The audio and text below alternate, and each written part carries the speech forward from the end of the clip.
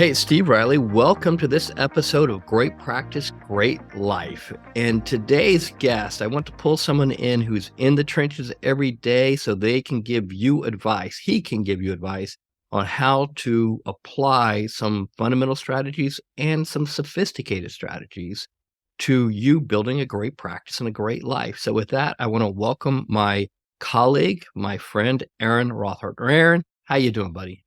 I'm doing really well. It's really great to be here. Well, I appreciate you making time to come here. I know you've got a lot of different responsibilities between co-leading practice growth programs, being a practice advisor, and you have what I like to call the foxhole job. You man the crisis hotline every morning, which we're going to talk about in a bit, because that's probably a place of interesting training and interesting experience for you. But one of the things I love about you, and you've been here at Atticus now for 8 years, which is really hard to believe that it's gone by that fast. And you are a really top performer for us.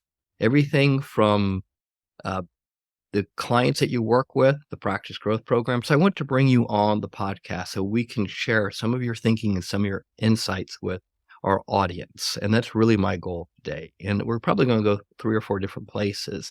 But before we go there, one of the favorite things about you is, what did you do before coming to Atticus? What did you do? What was that crazy job you had? Yeah, for the 5 years prior to Atticus, I worked for the IRS. I worked in a call center with the IRS, doing tax law and customer service training with the call center representatives, and then fielding some of those calls myself as well. So what was that experience like? I would imagine that was an incredible experience and not that good of an experience. Otherwise you wouldn't be here. You'd still be there, right? It's true. It's true. The experience, like most experiences, had pluses and minuses. I would say just it being the IRS, it is all of the sort of rules and regulations and red tape that you'd expect. A little bit of that drudgery and trudging through day to day. I remember going into the office and sitting down, and I would sort of visualize myself getting strapped into a roller coaster as sort of mental preparation for what was going to happen. But the lap belt, make sure that's secure before I start feeling anything. Okay, so let's stay there for a second, because it's been a long time since someone's talked to me about the Maslow's hierarchy of needs. And I imagine there's somebody on a treadmill and someone driving right now going, man, I remember that. What is that? And before I have to Google it or go find it or ChatGPT it, what is the hierarchy of needs? Just give me some context for that, please. Yeah. So the hierarchy of needs is, it's a hierarchy, usually represented graphically as a pyramid, that presents what it is we as humans need, really in order to survive, to live fulfilled lives. Starts with the physiological, which are just the basic physical needs. Then moves to safety and security, that once we're physiologically open, we want to be safe and secure.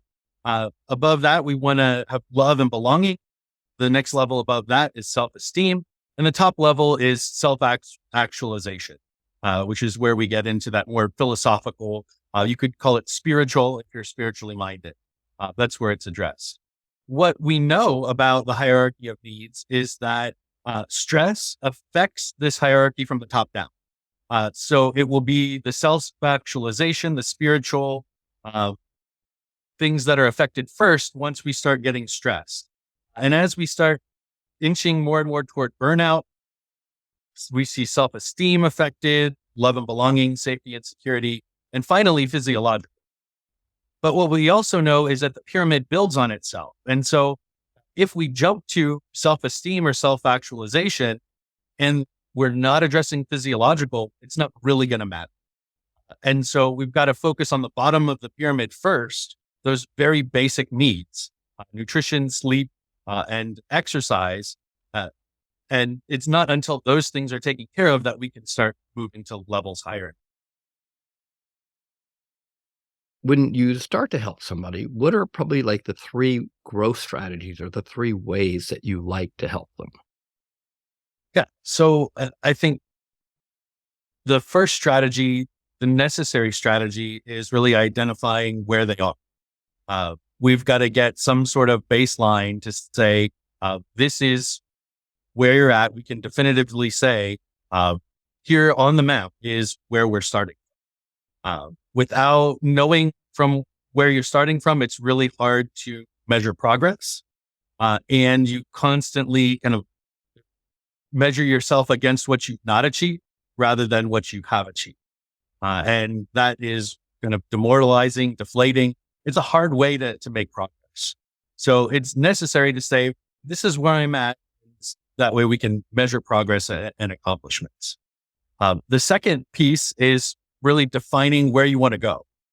And this piece gets a little bit tricky because a lot of attorneys will say, well, here's where I want to be, but it's in terms of another firm that they've seen, or it's in terms of some sort of ideal that's not measurable.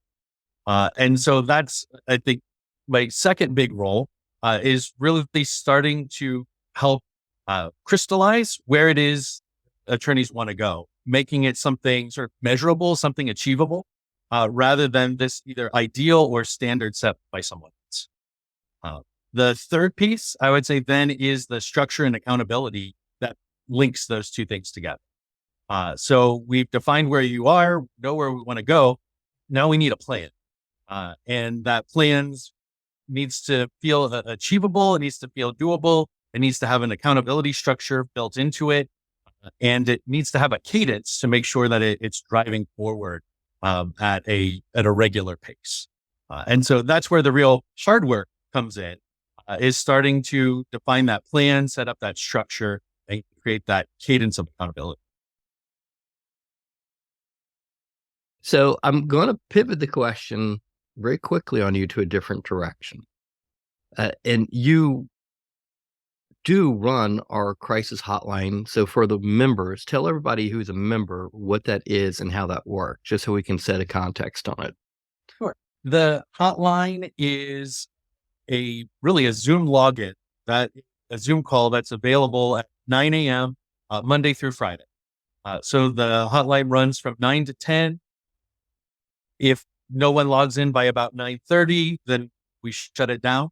But I'm available until 10 o'clock every weekday. And I think the best way to describe it is kind of in comparison to your group program or one-on-one coaching. I'm going to use racing as the example. Keep in mind, my experience with car racing is watching cars with my son. So hopefully it will relate to those of you who aren't even into car racing. But the group programs and the one-on-one coaching is more like working with a crew chief, where it's someone who's on the headset, they're seeing what you're doing, giving you feedback, making the plan. They're in it for the long haul. And so we have a goal in mind and we're going to get you to that goal. The hotline is more like the pit crew. So, all right, I've got an immediate need. My tire's about to blow, about to run out of gas. There's the engine's making this funky noise. I don't even know what it is.